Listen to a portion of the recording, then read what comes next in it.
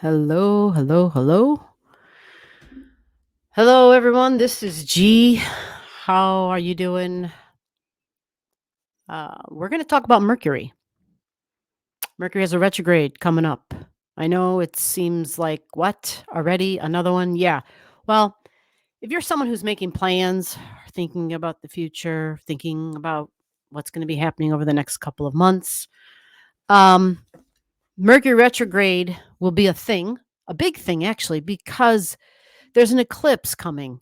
There's an eclipse in March, and then there's an eclipse in April, right? Because they run together as pairs. That's how eclipses work. And the thing about that is with the eclipse in April, the April eclipse, I mean, really both of them, because the eclipse in March is in Libra, and at the opposite of Libra is Aries.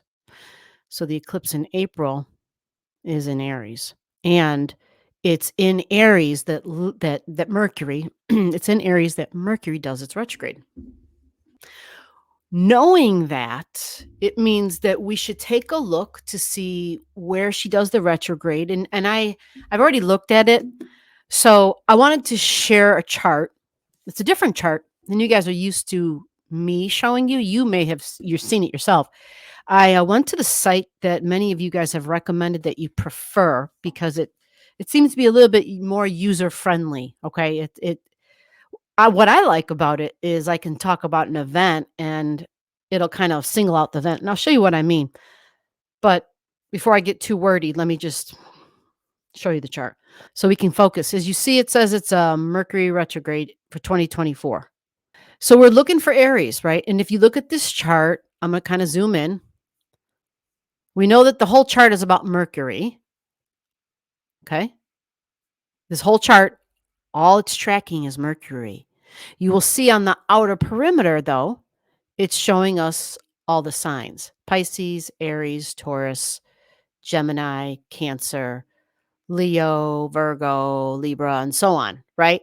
So, what this chart is giving us is, yeah, the Mercury retrogrades for 2024. Bam, you got them all right in front of you.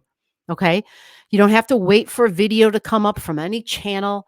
You don't have to wonder. Even if you don't know what the hell it's going to mean, here's the thing. Here's like a shortcut. This chart shows you the sign that it's going to happen in. It tells you when it's going to happen, and it gives you the degrees. See that? I'd say this is a win-win. You get the degrees and the dates. Okay.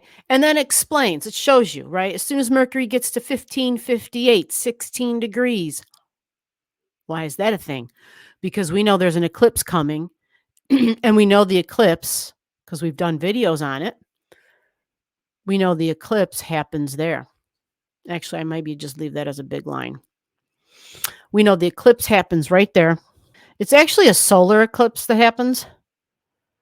So, because it's solar, that would be, the sun. Yeah. And it's a new moon, it means, right? Because the solar eclipse means the sun and the moon are together. When the sun and the moon are together, that gives you a new moon, which means it's a new beginning. So when it's an eclipse, it's not just a new moon, but it's a new moon eclipse. It tells us a pretty big new beginning. Okay.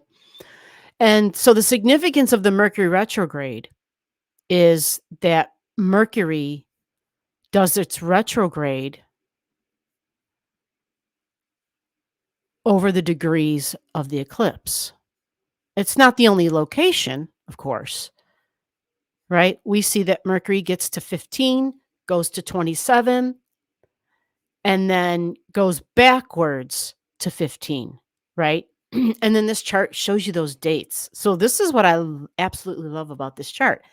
It explains to us, it tells us that Mercury first gets to the 1558 by March 19th. Okay. Retrograde hasn't begun yet, but we know, because we're astrology geeks, right? So we know that this begins that redo zone, the shadow zone, the do-over zone because Mercury is going to go forward and then go backwards. Right. This chart gives you the dates of all that. So it gets here at the first time, 1558, March 19th. It keeps trucking forward, passes over the eclipse degrees, by the way, passes over them. All right. So I'm going to get to what you can kind of glean from that in a minute. All right. Because the eclipse doesn't happen until April. Right. Well, this Mercury who gets here on March 19th, she gets to 1558, March 19th. Then she gets to 2713, and it's May 13th. It's not April yet. The eclipse hasn't happened yet, which means when Mercury gets to that 19 degrees, it's the third week of March. So what we'll do in our mind, and if we're paying attention, and if we journal, and if we're just being aware of what's going on, listening to what our siblings are telling us, because it's Mercury, our coworkers, what's happening with our coworkers, what's happening with our siblings, what's happening with our neighbors. What about business, right? That would include the local businesses and communities around us, our neighborhood, literally. Gemini rules, Mercury rules Gemini. So Gemini is all about the markets. It keeps track of the data and the details. It's also the scribe and it's the writer. Mercury loves to write and keep track of that stuff. So, people with strong Gemini, strong Mercury, they'll tell you all the time, yeah, I write all the time. Some people do it like this. Some people are doing it like that. Some people have gone ahead and just started vlogging. They'll just start using the Mercury to talk instead of writing, because Mercury's a talker as well. It's my thinking, my writing, my talking. It's basically keeping track of shit and sharing it, right? Vlogging it out. Blogging, right? It all began. Remember before vlogging? Remember before the talking and everybody started doing whatever TikToks and all that crap and it was all about blogging. I'm a blogger, right? How many years did that go on? And then it became all about vlogging and then just short form videos anyway. So Mercury technology, our phones, but it's also our automobiles. It's our local neighborhood, short transportation, our local communities, the markets, the stock markets, the trade, the local trade, right? How my merchants are doing. Busy energy, talking, communicating, networking, strong networking skills. So what happens? This Mercury gets to 15, gets to 19. We're going to be paying attention. What sort of communications are coming in? What kind of phone calls? What kind of emails? What kind of snail mail are we getting? What are we hearing in the news? But how is it affecting us in our life? It doesn't mean that the news controls our lives, because there's certain news that just isn't news. And there's lots of news that's purposely skewed, right? And so we just want to get a clear understanding of news that we can use and that is actually going to be valuable to help us to make the right decisions in our life, or at least give us a healthy dose of options. Mercury likes options, likes to be able to change its mind, to change its course. And Mercury does that quite often. Yeah. How many retrogrades a year? 3 retrogrades a year, right? Goes through each sign normally. So if you have something around the degrees of the eclipse, this would likely be an especially big event, not necessarily just the Mercury getting to that 19 degrees. So we could say 17, 18, 19, 20 at the most. Well, actually more. I think my orb is bigger for this eclipse. It's a pretty big orb. The point is that when the eclipse occurs, it occurs, right? And the eclipse happens in April. But look what happens. This Mercury, May 27th, right? I'm sorry, May 31st. Mercury then on April 1st, right? April Fool's Day. Interesting. April Fool's Day, Mercury goes backwards. And on April 25th, gets back to the 1558 degrees. Well, that means the eclipse has already occurred. Yeah, there's an eclipse, right? In April. Well, by April 25th, let me double check my digits. I could be wrong. I did the eclipse video so long ago. I'm going to feel kind of embarrassed, but that's all right. Let me go look at my numbers here real quick. So the eclipse in April, yeah, it's right at the beginning of April. April 8th is the eclipse. So this can be a time where we're getting information, we're communicating, and we have to be aware of that we're exchanging information. We're trading information back and forth. I'm going to give you an easy example. I'm going to give you an example of me in my life, okay, of how this could look. Contracts, writing, right? And I don't mean like, hey, I write contracts for somebody. I'm saying for people who have to sign contracts, who are looking to make business deals, possibly, because this is the writer, right? It's the scribe, but also business, because I said business, right? Um, how about with me in YouTube? Gemini energy, it's prevalent. It would be prevalent. Mercury and Gemini, right? Something with YouTube. What's going on with YouTube? Maybe YouTube's changing rules. Maybe they're sending me notifications, sending me stuff through email. That's how YouTube sends you information. They email you everything, right? Sometimes you'll get informations right on your channel, like in the studio area. Behind the scenes, you'll get information.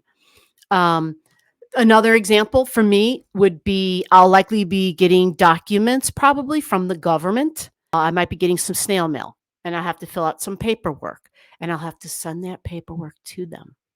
You see, I'll have to send the paperwork back to them. But before I can send it back to them, I probably have to go and get some of my own paperwork. I probably got to go backwards and go over some data myself to gather my own data before I can put down what I have to put down on the paperwork. Sometimes you have to go and get balances on your W-2s, your earnings for the last 3 years, or whatever the hell it is, right? You might have to go backwards to get some information, Mercury. Okay. Now it's in Aries. So what does that have to do with? Well, for me, I can tell you what it will have to do with. It'll have to do with disability. And that's Aries, my physical body. That's where my disability is, within my physical body. Okay. And so for me, I understand this. It makes sense to me. I know this is on its way. I know it's coming. I know this is just part of the cycle. It happens every few years, right? It's just the way it works. But in all that time, me getting the information, which might have happened on the 5th, it could have happened here on March 19th. It could have, right? And then I have a deadline in which I have to get the paperwork back to them. You see? So then the paperwork, I gather my numbers, my digits, I put my stuff in the mail, it gets sent off to them, right? And then there's Mercury out of its retrograde, right? It's done retrograding, right? It went back to 15, went forward because it's done retrograding, but it's still within the shadow zone. And what happens is we're waiting for a reply or a response to that communication. You see, so there's a back and forth, there's a banter, right? There's a you're engaging with somebody, you're communicating with somebody, you're talking with somebody, you're having conversations. All right. Now, yours could look different, and it could really look different if you have nothing within this degree of the shadow zone for Mercury. And it would be within that full shadow zone. Do you have planets there between 16 degrees and 27 degrees of Aries? You see? And I think I said within Mercury. My brain is a little weird right now, so just forgive me. I just recorded a video earlier and my brain was very strange, and it's still a little, I feel like I'm operating. I don't know. I just feel strange. I feel strange. So Mercury in Aries, Aries energy all by itself is the wounds of the body, possibly. Gave you an example of myself, but it doesn't always have to just be wounds. It's about starting something new. What are we doing? We're starting something new. Well, what kind of a thing are we starting exactly? What are we starting that's going to be new? Well, we're taking action of some sort, and we're taking action, and it's about our body. It involves our body. It includes our body. Some may start off a new workout routine, right? Some may do something that it's all about their independence, freedoms of their body autonomy. Me feeling like, yeah, I need to do this. I need to claim my own independence. How am I ever going to be an adult? How am I ever going to have my own space? Right? I need some freedom. Right? I feel like I'm a child, like living with other people. You see what I mean? Aries energy. It feels like a child. It acts like a child too. It doesn't always stay like a child because it takes some time before it matures, and it usually is like the fine wine. It usually takes a long time, actually, before it matures, because that's Aries. It has to grow up. And fine wines take a long time. They got to sit in that bottle, they got to age, right? And that's usually when Aries does a lot better. You talk to people who have strong Aries when they're older, and they'll tell you, I was such a damn fool when I was younger. You wouldn't believe the shit I used to do, you know? And yeah, you can they can see it themselves. They understand it. And if they have spouses or partners, they'll tell you, "Oh my god, the shit I used to go through." You know, but they hung in there with them, right? But Aries is very fiery. It is quick to anger. Quick to anger, slow to understand. It gets riled up. It's impulsive. It is sporadic bursts of energy, but big bursts like rocket. You know, when you see the bottom of a rocket go off, you know, when it goes for that lift off, they have to have those extra, they have to have those boosters on there. That's Aries. It's a booster. It's not long lasting. It's very short term. And I think I somehow triggered Siri. I don't know how that happened. Siri's speaking, hopefully not out loud. I don't know. So when we think of this Aries energy and we think of our body, the freedoms of our body, the freedoms of the actions of my body, right? My body autonomy. And then I also, in my mind, I think of the past and ancestry, because Aries energy, when we look at astrology and use it in terms of history and time, these were the first humanoids. These were the first two-leggeds. Okay, these were the first who were walking fully upright, right? What do they call that? Bipedal. These were the first that, um, yeah, ancient civilizations. All right, and so we think back to some of that stuff, and in our terms for who we are in our society today, we can associate that with some of the most ancient cultures, most ancient civilizations that we know of, because history was only recorded on paper for us to understand it, right? Unless it's been written down, or I guess I should say, some of the stuff that's written down, we would only consider that as history. We don't always consider the oral traditions. Those are more considered as like myths, right? Not realizing that there was some truth in those myths, but to keep those stories interesting and keep them going, whoever the orator was, whoever the one who was sharing the story, the storyteller, they may have elaborated in some way, hopefully nothing major, but I don't know. I wasn't there, right? Or if I was, I don't recall, all of that. So we can think about the past too, right? And which makes sense too for me, I'm thinking, because also in my brain, if I'll be filling out paperwork, a lot of it's going to have to do with what happened in the past. How did I get in the situation that I'm in? What happened? How did I get where I am today? How did I get to this point? Right. And having to, reshare that again, likely with whoever I have to have, conversations with about all of this. And then moving forward. But the main thing with the retrograde, again, is those degrees between 16 and 27. Now, we'll do another video showing you the normal chart. But this really, I think, is a wonderful introductory to look at it, where it seems so much less confusing, because it really lets you to focus just on the Aries energy and the Mercury, right? Mercury, my thoughts, my communication, my talking, my thinking, my writing. Remember, short distances, short journeys. And we think Mercury with the body, people starting things. Whatever we're thinking, we're just going to likely start doing it. And that's what happens. We could end up realizing sometimes when we talk about Mercury and Aries, because we thought it, we just went ahead and did it. Like we take action with the things that we're thinking about. We just physically go do them. So we got to slow down.